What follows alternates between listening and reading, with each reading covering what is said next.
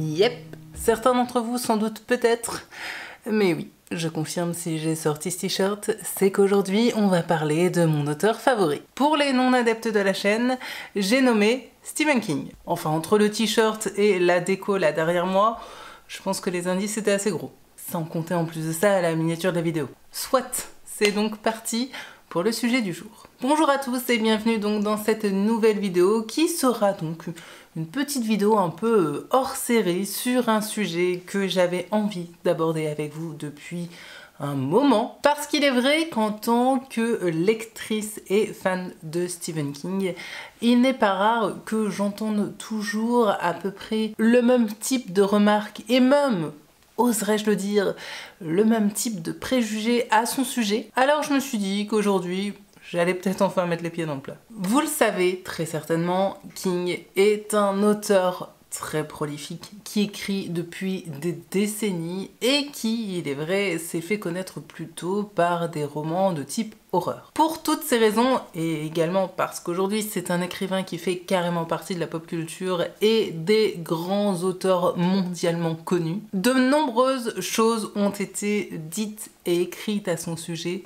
souvent à tort, parfois à raison. Il n'est d'ailleurs pas rare que cela ait été fait par des gens n'ayant même pas lu ses romans ou très peu. Alors je ne prétends absolument pas avoir la science infuse sur le sujet, même si j'ai désormais une, je dirais, bonne expérience de l'univers et des romans de Stephen King, parce que je pense qu'actuellement je dois avoir lu une bonne quarantaine des titres de sa bibliographie. Je suis donc loin d'avoir tout lu de lui et de connaître sur le bout des doigts l'entièreté de ses œuvres et de son univers foisonnant. Cependant, j'avais envie de vous parler aujourd'hui de ces préjugés qui sont régulièrement relayés à propos de Stephen King et de vous en faire une petite analyse personnelle, histoire tout d'abord de vous parler une fois de plus de mon auteur favori et peut-être également de dézinguer au passage certains des préjugés qui lui collent à la peau depuis beaucoup trop longtemps. Alors King vaut-il toutes ces idées reçues à son sujet?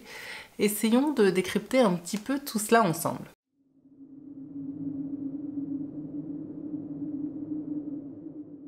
Alors l'a priori le plus courant à propos de Stephen King, et en tout cas celui dont j'entends parler le plus régulièrement, c'est qu'il n'écrit que de l'horreur. Alors ouvrez grand vos écoutilles, je vais le dire une bonne fois pour toutes. Non! C'est faux et archi faux. Alors oui, il est vrai qu'au début de sa carrière, il a écrit des romans plutôt typés horrifiques, tels que Carrie, Salem, Shining ou encore Christine. Je tiens tout de même à préciser que, bien qu'effectivement ces romans soient plutôt étiquetés horreur, ils sont loin de n'être que des romans d'horreur, mais explorent de nombreuses thématiques profondes et variées qui en font, s'il vous plaît, croyez-moi, bien plus que de simples étalages de boyaux et d'hémoglobine. Parce que si c'était ça, croyez-moi, il y aurait belle lurette que j'aurais arrêté de lire le monsieur. Je pense que le fait que ces romans aient été très rapidement adaptés au cinéma pour en faire des films qui soient étiquetés horreur a participé à cette idée communément admise que King égale horreur. Pour bon nombre de lecteurs, ces romans sont donc forcément synonymes d'horreur, alors que Stephen King a écrit dans des genres littéraires extrêmement variés. J'ai même presque envie de dire qu'il s'est essayé à pratiquement tous les genres littéraires possibles et imaginables, parce que, en plus d'écrire des romans de fantasy et des romans fantastiques, il s'est également essayé à des romans plus contemporains, il a produit aussi des thrillers et même des romans jeunesse. Oui, oui, en disant ça, je pense bien sûr par exemple à Les Yeux du Dragon. Sans compter que certains de ces romans ont donné vie à des histoires d'amour absolument fabuleuses qui comptent parmi les plus belles que j'ai pu lire à ce jour dans la littérature. Pour n'en citer qu'une seule, je prendrai par exemple celle entre Jake et Sadie dans 22-11-63, qui d'ailleurs est juste là, si vous ne l'avez pas encore lu. S'il vous plaît, lisez-le, c'est un des chefs-d'œuvre de King, selon moi. Donc non, vraiment, Stephen King n'écrit pas que de l'horreur. J'ai même envie de dire bien au contraire.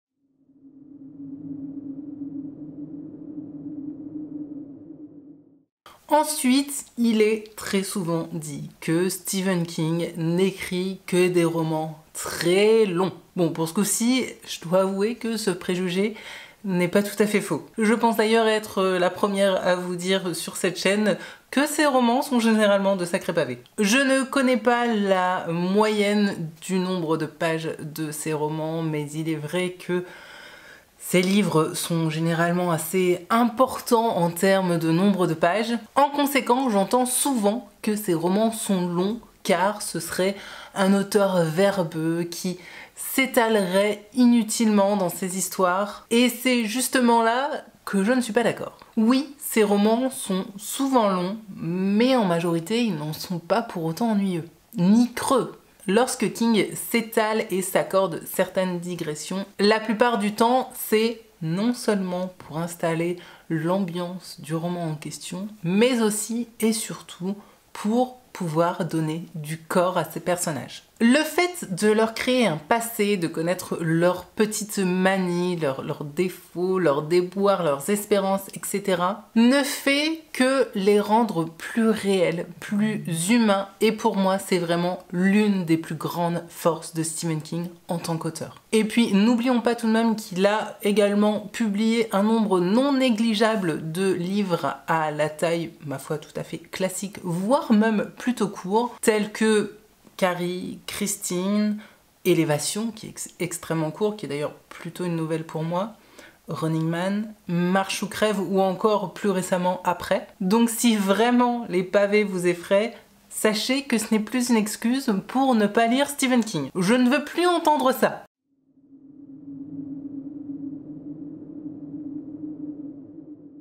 Les romans de Stephen King ont longtemps souffert de cette étiquette de sous-littérature. Alors, je pense que très clairement, aujourd'hui, il n'est plus aussi mal vu de lire des livres de Stephen King, comme c'était encore le cas il y a quelques dizaines d'années.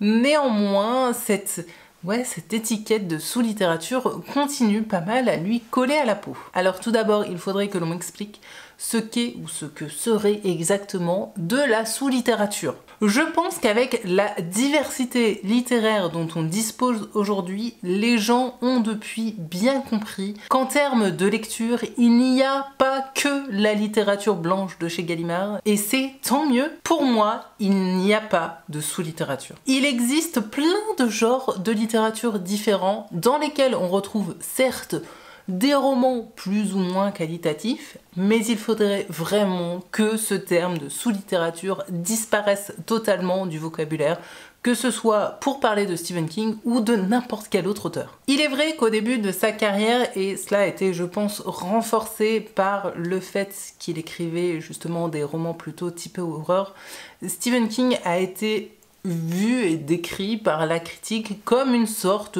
de bouffon littéraire qui divertirait les foules. Oui, je vous assure que moi, j'ai souvenir, en étant ado ou pré-ado, d'une image que l'on donnait à cet auteur, vraiment d'auteur de gare de bas étage dont il était un petit peu honteux de lire les romans.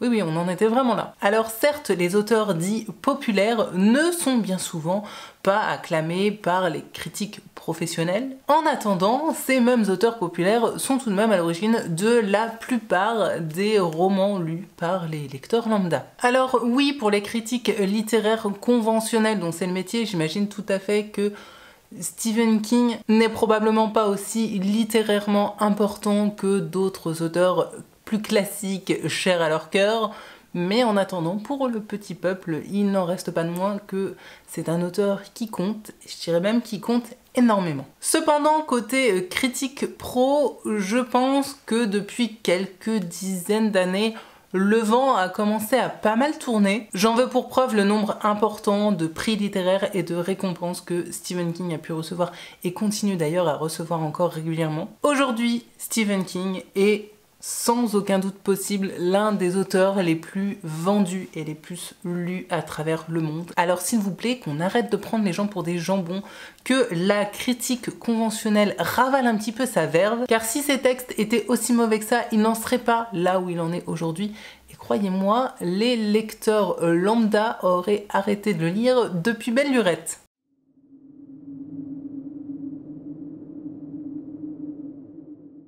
En parallèle de cette image de sous-littérature, j'ai souvent entendu dire qu'à écrire autant, Stephen King ne pouvait pas produire de la qualité. C'est vrai que King est très prolifique puisqu'il sort 1 à 3 productions par an, alors tout genre confondu, hein, que ce soit des romans, des nouvelles, des collaborations, des essais, etc.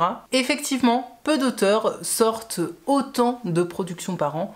Mais soyons honnêtes, il y a également très peu d'auteurs qui ont un imaginaire aussi foisonnant que Stephen King. Ceci dit, et comme tout auteur je pense, il a ses hauts et ses bas et par conséquent, tous ses titres ne se valent pas, c'est certain, mais je pense que c'est quelque chose qui doit se retrouver chez tous les auteurs à la bibliographie bien fournie. Et celle de King commence à être pas mal longue. Cela est renforcé, je pense, par le fait que Stephen King écrive dans des genres littéraires qui peuvent être très différents. Et par conséquent, ses lecteurs peuvent accueillir différemment ses romans selon qu'ils soient dans un genre littéraire qu'ils apprécient plus ou moins.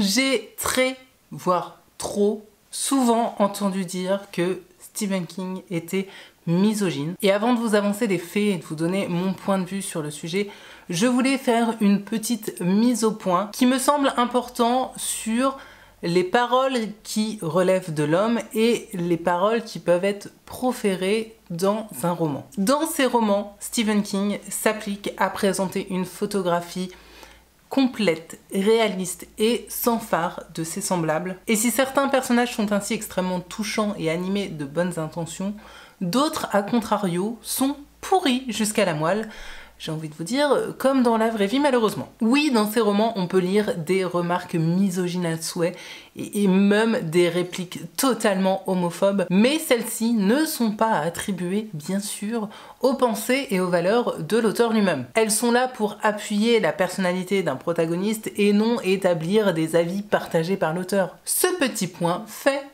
Stephen King a effectivement souvent été taxé de misogyne et sans dire qu'il l'était, il a reconnu que sa femme Tabitha l'avait éduqué ou en tout cas, tout du moins l'avait ouvert sur des questions féminines sur lesquelles il ne se serait peut-être pas penché sans elle. Personnellement, je n'ai jamais eu le sentiment à la lecture de l'un de ses romans que cet écrivain était misogyne. J'ai même presque envie de dire qu'au contraire, c'est l'un des rares auteurs que je lis régulièrement qui n'hésite pas à mettre en scène des femmes de tous les jours avec leurs forces et leurs faiblesses et non des espèces de fausses super badass aux romans de super-héroïnes américaines. Bon nombre de ces romans ont pour personnage central une femme. Si l'on met de côté le roman Misery dans lequel le personnage d'Annie est fortement dérangé, voire totalement psychopathique et ne représente donc pas effectivement une vision très positive de la femme, j'ai néanmoins en tête pléthore d'autres histoires de Stephen King dans lesquelles on retrouve au centre une femme forte, une femme combative. Et dans le genre, je pourrais vous donner comme exemple les romans Rose Madder, Jessie, Le Fléau, 22-11-63. Ça, parce que dans ça, Beverly est la seule nana au milieu d'un groupe de garçons et croyez-moi, elle est loin de se laisser marcher sur les pieds pour autant, bien au contraire. La petite fille qui aimait Tom Gordon, Dolores Claiborne et j'en passe. Et puis je tiens tout de même à noter que le tout premier roman publié de Stephen King n'est autre que Carrie, qui a d'ailleurs été sauvée de la poubelle familiale par sa femme. Un roman dans lequel le personnage principal est une jeune fille et dans lequel d'ailleurs, lorsque l'on y pense, tous les personnages importants sont des personnages féminins. Carrie, sa mère, la détestable Chris, Suzanne ou même encore la gentille prof Mademoiselle Desjardins. Finalement, le seul personnage masculin présent ou quasiment n'est autre que Tommy, qui est donc le petit copain de Suzanne, qui lui obéit au doigt et à l'œil et qui d'ailleurs va inviter Carrie au bal parce que sa copine lui a demandé. En somme, un être plutôt malléable, voire carrément soumis à une figure féminine. Je pense que cette idée que Stephen King serait misogyne a été malheureusement renforcée par certaines adaptations cinématographiques de ses œuvres. En disant cela, vous vous en doutez peut-être, je pense par exemple au très célèbre Shining adapté par Stanley Kubrick. Parce qu'en effet, dans ce film, le personnage de Wendy, qui est donc la mère de famille, se comporte vraiment comme une femme soumise, miséreuse, presque souffreteuse, qui réagit quasiment constamment comme une sorte de petit animal apeuré, en bref, une sorte de nunuche flippée. Oui, je vous le dis, je déteste ce personnage dans ce film. Cependant, si vous ouvrez le roman Shining de Stephen King, vous allez y découvrir un personnage féminin totalement différent. La Wendy de Stephen King n'a absolument rien à voir avec la Wendy de Kubrick, et ce n'est d'ailleurs qu'un point parmi tant d'autres de dissemblance entre les deux œuvres. Dans le roman de King, certes, Wendy est une femme qui en a pas mal bavé, notamment avec son mari, qu'elle comprend de moins en moins, mais pour autant, elle ne se laisse pas faire. Bien au contraire, et jusqu'à la fin, elle est vraiment portée non seulement par un sentiment de maternité et de protection envers son fils très important, mais aussi par un total sentiment de survie, et pour cela, elle n'hésite pas à prendre les choses en main. On est donc très loin de la pauvre petite chose apeurée en train d'hurler et de pleurer toutes les larmes de son corps recroquevillé au fin fond de la salle de bain. Enfin, il y a quelques années de ça, Stephen King a signé avec son fils Owen King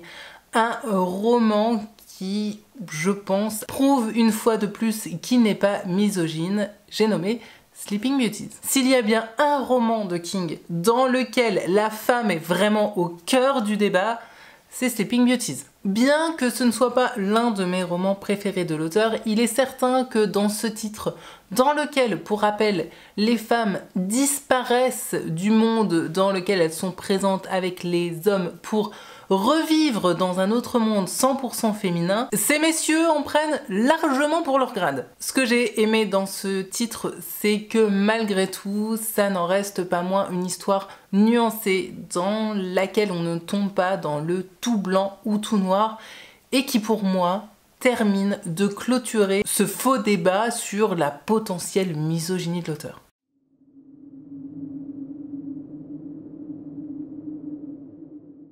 Citez-moi un seul auteur ayant écrit autant de romans que l'a fait Stephen King, dont tous les titres seraient des réussites de bout en bout.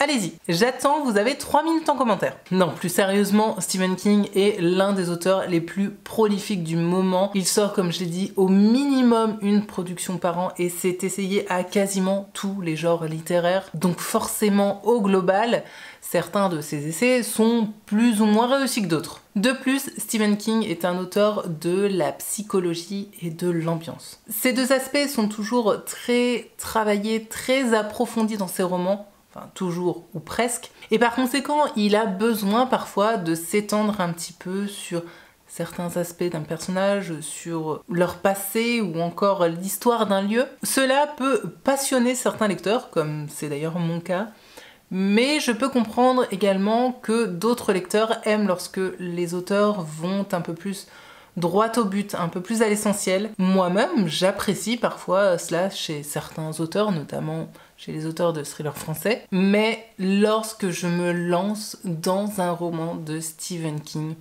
j'aime me laisser porter par sa fibre de fabuleux raconteur d'histoires qui va m'emmener dans un monde et dans des méandres profonds qui n'appartiennent qu'à lui. En toute honnêteté, je ne peux pas dire que je me sois totalement ennuyée à la lecture de l'un des romans de Stephen King. Jamais. Oui, parfois, j'ai ressenti certaines longueurs, notamment dans Sleeping Beauties, dans Sac d'os ou encore dans Cellulaire, mais de là à dire que je me suis ennuyée de bout en bout, non. Maintenant, si vous appréciez les romans page-turner qui n'appellent pas à trop de développement et que vous êtes vraiment habitué à ce type de lecture, alors je peux comprendre que vous trouviez Stephen King ennuyeux. Tout dépend des envies et des attentes d'un lecteur face au roman qu'il choisit. J'ai donc passé en revue 6 préjugés, 6 idées reçues sur Stephen King qui, je vous l'avoue, commençaient un petit peu à me courir sur le haricot. Alors, bien sûr, vous le savez probablement si vous suivez la chaîne, Stephen King est l'un de mes auteurs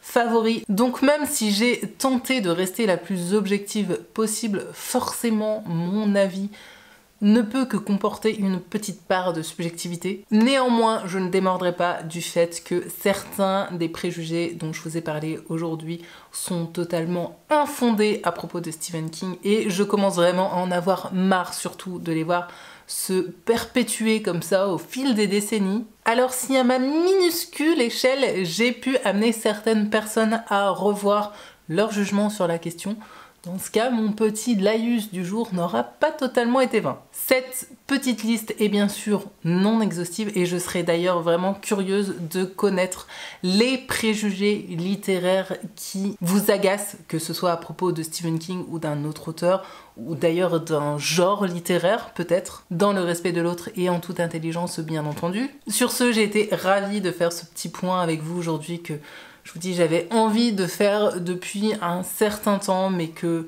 je voulais bien faire, en tout cas bien selon mes critères qualitatifs personnels. À vous de me dire si selon vous ça l'était ou pas. J'espère donc que cette vidéo vous aura plu, que son contenu vous aura intéressé et pourquoi pas que je vous aurais peut-être donné envie de vous pencher sur les romans de Stephen King si cela n'est pas déjà fait. Mais à mon avis, si vous avez cliqué sur cette vidéo, c'est que vous devez avoir déjà une petite connaissance de l'auteur. Oui, j'ai prévu de vous bassiner encore en 2024 avec lui, mais c'est tout à fait normal puisque c'est un auteur omniprésent dans mes lectures et dans ma vie de lectrice. Donc il est tout à fait normal que je vous en parle régulièrement sur cette chaîne. À bon entendeur, si vous n'aimez pas King, allez peut-être voir ce qui se fait ailleurs sur Booktube. En attendant la prochaine vidéo et de lire vos commentaires, je vous souhaite bien sûr comme d'habitude et plus que jamais, paix, amour et littérature dans vos cœurs. Bye!